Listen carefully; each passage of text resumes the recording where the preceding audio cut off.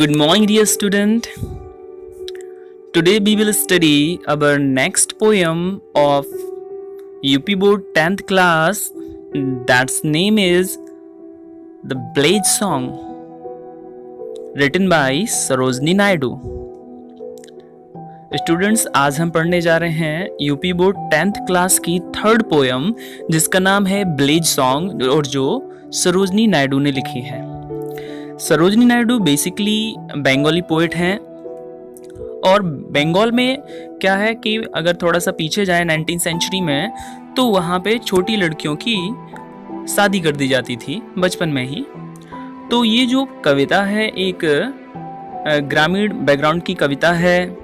शादी का वातावरण है, डेकोरेशन है घर में चारों तरफ और दुल्हन सुंदर वस्त्र पहने हुए है, लेकिन फिर भी वो जिस शादी होने जा रही है उससे खुश नहीं है, वो स्वतंत्र होना चाहती है। तो basically it is a dialogue between mother and daughter. ये जो है एक संवाद है माँ और बेटी के बीच में जो सरोजनी नायडू ने बहुत ही ब्यूटीफुली प्रेजेंट किया है।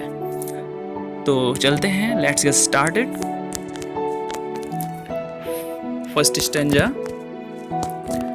माँ कहती है अपनी बेटी से, honey child whither are you going. प्यारी बच्ची विदर मीन्स होता है वियर।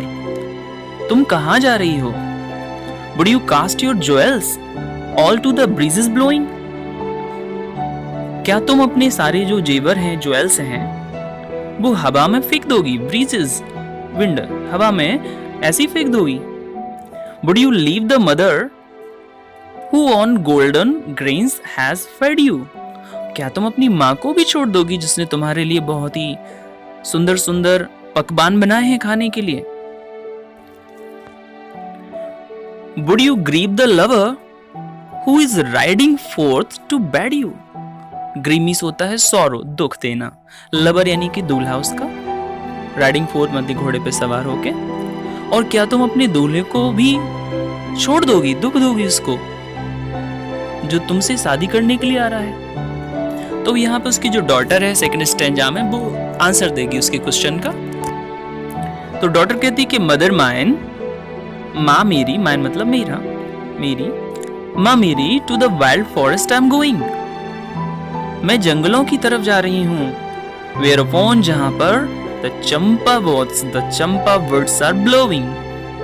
जहाँ पर bots मतलब शाखाएं, branches, जहाँ चंपा के पौधे लगे हुए हैं, उनकी शाखाएं हैं और उन पर वर्ड्स मीन्स होती कलियां लहरा रही हैं चंपा की।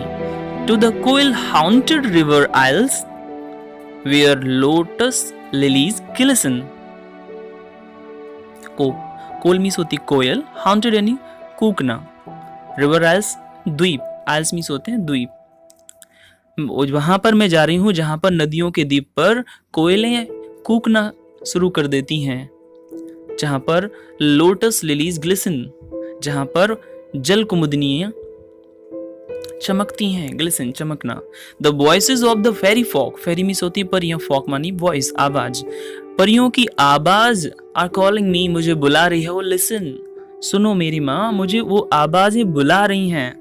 तो उसकी माँ फिर क्वेश्चन करती है उससे और कहती है कि honey child the world is full of pleasure. Pleasure means होता है आनंद, खुशी।